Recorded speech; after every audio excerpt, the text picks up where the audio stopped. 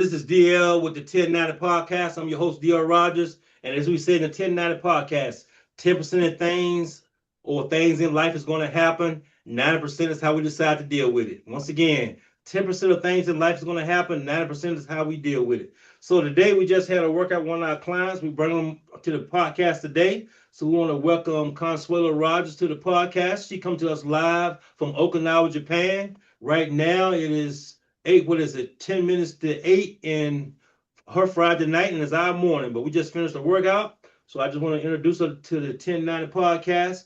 Consuelo Rogers, how you doing today? So Consuelo Rogers, tell us a little bit about yourself. Where you're from, what you've done, and how you get to where you're at now. I am a licensed clinical social worker. I am currently in Japan, Okinawa. I work with the Air Force. I am a licensed clinical social worker, and I've been here this month, makes 5 years, and just signed another 5-year contract, so we'll see how that goes. But I am here enjoying the island of Okinawa, and I am here today because I am working out and trying to better myself physically, mentally, emotionally. And so doing the things I need to do to get me to that point. All right, we heard you. So I heard you say you're the Air Force Base, Kadena Air Force Base. So what actually do you do for, first of all, I want to thank you for helping our military because, a lot of those young men and women are a long way from home. So what is your role in helping them adapt to their environment while they're overseas? So I am a therapist with the True North program, and True North is a program that was initiated in response to the huge number of suicides that we were having with our airmen. And so the Air Force decided to bring in licensed clinical social workers and place us inside of the squadrons, especially those squadrons with maintainers and security forces. So I work with maintainers, and pretty much I am there to help with prevention activities as well as to offer therapy and to be a help to the unit to identify trends and patterns and create initiatives to hopefully kind of mediate and decrease some of the negative coping strategies that people are using so that we can decrease their suicide numbers. Okay, so, back in the day, I was in Okinawa. It was a long time ago. I'm pretty sure the island has changed since then. So what are some of the things that you do on the island? Because I'm a firm believer that in order for to adapt to your environment, you have a job, and the job you have, it sounds like you're listening to a lot of people's problems and things like that. So how do you keep yourself sane and where you don't feel like you have to be sitting on somebody's couch every day? How do you keep yourself sane or find your happy place on the island? So for me, I enjoy going out to the movies. I also am very active in a church here, so I participate in the ministry. I am in charge of hospitality, so we have a lot of events, and so I'm very active in helping to create gatherings and opportunities for the saints to get together. I also enjoy hand knitting, so I make blankets. And I also have friends that I talk to in the States that help me to get on the couch, so to speak, so that I don't allow myself to allow my problems or my concerns to build up to a point where I'm struggling. The island itself is a beautiful island, so truth be told, just being here, the entire culture and the atmosphere is one that's very calming. Except on traffic, of course, but just the Japanese culture is one that's, I would say, kind of quieting, calming, and just surrounded by nature. There's a lot of nature, a lot of beauty, a lot of waters, that you can see just on your drive to work, and just kind of being here. There's low crime, so it's just the atmosphere itself is very meditative. But you say there's no crime? Tell me more about that. I said low crime. There's always crime. Anytime you have people, there's crime. But Japan is a culture that is really for the people. And so they have this community concept where they kind of take care of each other and look out for each other. You can see kids walking the streets 8 o'clock at night coming from school, and you're not concerned. I see women out at night running, jogging, 10, 11 o'clock at night. And so there's just this feeling of safety. A lot of people, they don't lock their doors. I'm from the States, so my doors are always locked. Wow. But so it's just a very safe feeling culture. Yeah, because during my travel in the military, a lot of countries don't have a lot of crime, and it's amazing. It's like crime is a multi-million-dollar business in the United States. That's why I asked that question. So you mentioned church. I can remember when I was on military bases, and I would go to a church. They had Baptists in different churches, and sometimes we had churches where it was no denomination, where everybody just came together. Is that the way the church is over there? Y'all just one denomination, Baptist only? How does it work with the church over there? The church I go to is actually a Kojic church. I am non-denominational myself, but I go to a Kojic church, and they follow a lot of the Kojic, traditions. Like I said, I'm not that familiar with all the traditions, but when I'm looking for a church, I'm looking for a pastor that brings the word. And so pastor brings the word, and so that's what I mainly go for. And then we have this kind of, being in Okinawa and being that everybody's far away from home, you just have that family feel. And so we are very aware of the fact that we are a family and that we are here. A lot of us are here by ourselves. There are some people who are married with kids, but a lot of us are single. And so, our church family is a glue that kind of keeps us together. Right. Okay. So we've learned that you've been in Okinawa, going into your fourth year, you said? I've been here 5 years this month. Wow, 5 years, and you're gonna do another 5 years over there. So that's interesting. So let's talk about health and wellness. I'm 59 years old, and I'm learning that once I hit 50, I start to understand that body starts to do certain things. I've always worked out. That's just something I've always done. So why do you work out? What's the reason you get into the workout? Or is it external, like a doctor told you, internal, or something you want to do? Explain us how you start working out, and give us your history of working out and how you got to start working out with DLR-PDS. Okay, so I have worked out all my life on and off. I go through periods where sometimes I get a personal trainer. Like, this is my second time actually working out with you, because when I was in the States, I visited with you when I was visiting Maryland. I would come down and we would work out together. And so I really enjoy having a personal trainer. And the reason I came back to you is I find that I do better with a personal trainer. I do better with accountability, and I know that about myself. And so I decided to come back because I was doing a lot of walking on the treadmill, but didn't really see where I was getting the benefit that I wanted. And so working out with you, I find that it keeps me excited. I know when I have an appointment with you, the fact that we are working out together, and you're in the States and I'm here in Okinawa, that's kind of exciting for me to be able to do that, to have the technology, and that we were able to set that up.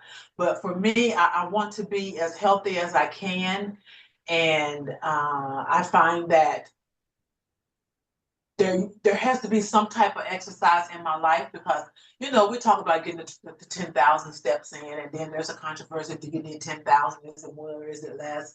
And I think that changes from time to time. But for me, I like having a schedule. I like I said, the accountability. I like things being very clear and thought out, and I like that. It's easy for me to work out because I don't have to figure out what to do. That's your job. So I pay you to figure that out. And I show up, and I show up ready to work out. And I look forward to to the workouts, because like I said, I'm one who will go to the gym, and the gym is a place that sometimes it's just like it's too much competition. I don't want to be worried about competing with anybody. I'm there to, like I said, to get healthy. I don't want to have to wait for the machines, So, I have, my own equipment here, and it allows me to, like I said, to work out with you. When I left the States, in my house, I had a whole gym in my house, and I brought some of my stuff with me. And I, bought some more stuff since I've gotten here, so I couldn't bring it all with me.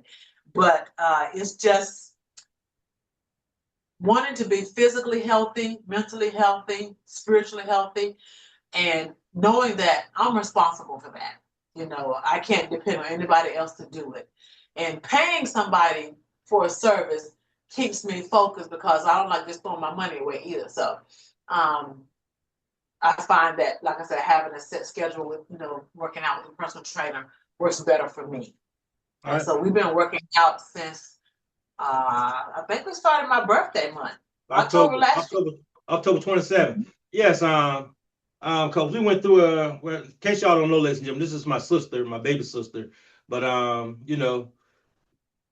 she, like she said, she worked out with me before, and everything you see in the back of my gym, she pretty much has it at her house. Cause like she stated previously, when you came to this here, when you was at Bethesda, you pretty much saw what I had and went and bought that stuff. But I tell people all the time, you can buy equipment. It can do one or two things: collect dust or hold clothes, or you can work it out. So a lot of people buy equipment and they just use for to collect dust and hold clothes. So I commend you for doing that. Talk about the nutrition a little bit, because I think it's important for people to know how nutrition plays a part in what you do. Well, I can say that, first of all, I will say I am a very picky eater, and I struggle with not eating enough. Um, and so it's very important for me to try to, what I do eat, that it be high in protein, that I get my water in, that I eat my vegetables. I I try to stay away from the junk food and the sweets, but also I try to keep it very real, because the reality is we're going to eat some stuff. I just try not to splurge. If I want to have pizza, then I can have a slice of pizza, maybe even two. But that's not an everyday thing. That's usually maybe once a month. Because I kind of go through spells of what I eat as far as junk food, and so um, I have to make sure that the food I eat is the food that's going to give me the protein that I need, and I try to get, like I said, my vegetables in and my fruit. I have to stay away from a lot of bread, because bread makes me gain weight, and I'm very aware of that. But I also do eat carbs. I know you squeezing out any one thing in your diet, I think, is a setup, because it's not sustainable. And Absolutely. so I look at the amount I eat, if I eat it, and so I think it's very important. One of the things that you've said often is the 80-20, 80% Exactly. good and 20% Absolutely.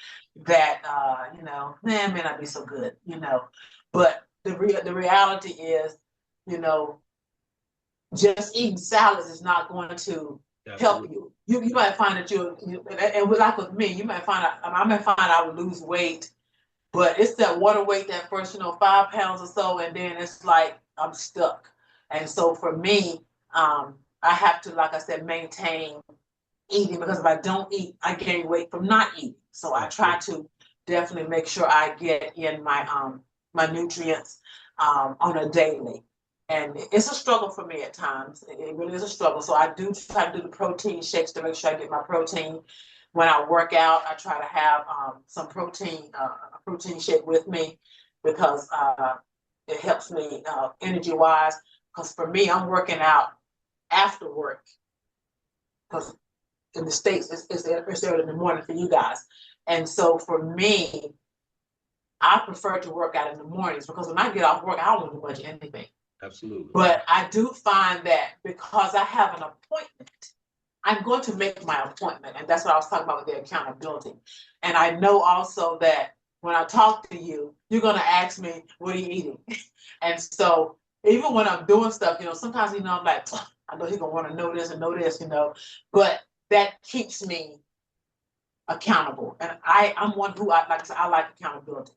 And so I try to eat Like I say, I don't eat a lot at one time. So for me, I have to get the protein in first and then, get my vegetables and my fruits in. And so that's kind of how I try to operate. I listen to you because one thing I noticed with you is that you are very knowledgeable on many different topics. And so, we talk about the nutrition. When we started, we sat down and we did an assessment.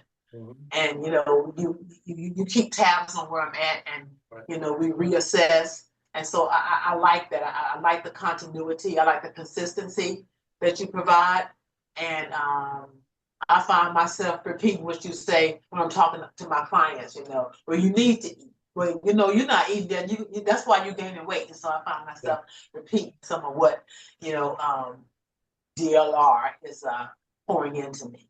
Yeah, and that's very important because every client is different. And when I look at a client, some clients I have to give written stuff to, but it depends on, because a lot of things you do in your personal life, because you're very organized. So I call it organized or attention to detail. So some clients I have to give stuff in writing to all the time. Some I don't because, and the 80-20 is very important because, like me, I love fried chicken. I know I can't eat fried chicken every day. So I believe in the 80-20 because 80-20 just eating 80% clean and 20% might be suspect. And that just keeps you balanced because I don't like the word diet because DIE, you're killing something. If you take sodium out your diet, you need sodium. You need fat in your body. It needs to be good fat. It doesn't need to be trans fat or saturated fat, but you need mono and poly fats in your body. So that's a good thing. And you brought up salads. If I see one person say they're eating a salad and then they got cheese, bacon, ham, 1,000 pounds of salad dressing on it, that's a chemistry experiment. So I give you kudos because, like you say, me personally, I like to work out in the morning because I be mentally drained in the evening. But I tell people for to have self-discipline and reach, you have to have intention with your goals. So I give you props for, adjusting to the time. But those other days you can do your morning workout, whatever, because it depends on where you're at. You have to adapt to that environment. So you have adaptive mindset. And yes, it is DLR-PDS, ladies and gentlemen. She's afraid to say it, but that's what it is. But our goal is to help our clients to reach their goals. And I just think it's pretty cool that she's working out from Okinawa, Japan. Like she says, she takes the time to schedule our appointments. She's always on time for our appointments. But I just wanted to bring you on and introduce you to our guest. You've been working out with me since October. I've seen great progress. Like today, we are working on planks. We're working on the modified version, and she was at 604 today. Like I say in all my classes, you got to put in the work. And if you got belief in somebody, you got to have belief first. You got to have faith, and you got to put in the work. So I just want to bring you in so people can introduce you to 1090 Nation with DLR-PDS and just get a good view about where you're at. So if you had to share a 1090 moment in your life that you feel changed your life, had a draft, I know you've been around a while, so if you had to give us a 1090 moment that you feel really changed your life in a positive direction, what would that be to help somebody that might be struggling and just need that? I'm somebody. What would be your 1090 moment you would share with somebody? Which means 10% of things in life happen, 90% is how you dealt with it in a positive or negative way, and it changed your life. I know you have many. Just give us one. I will say that when I got divorced, I could have really kind of become withdrawn and pulled back and walked with my head hung down. I decided not to. I held my head high.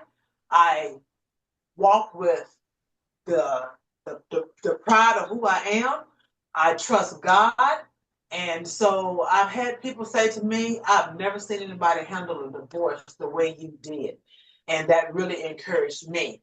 And it encourages me when I encourage others. So I was able to hold my head high and not let people and what people had to say pull me down to any kind of depression, because I refuse to allow anybody to disturb my peace. And so I was able to walk in God and to let my light continue to shine. So I think that was a moment for me that could have been I guess it was a test, because like I said, I could have, but I chose not to. Awesome. And I'm a firm believer in that because time waits for no one. We all go through life struggles. Like the Bible said, peace be still. You got to go through the struggle, no matter what season it is. I remember that day, like I say, I can remember the conversation we had. Get it out in that 5 minutes, you got to move on. So, you know what I'm saying? Well, we want to thank you for being one of our clients. One of our you our first client that made us global, so we want to thank her. Let's give a 3 snap.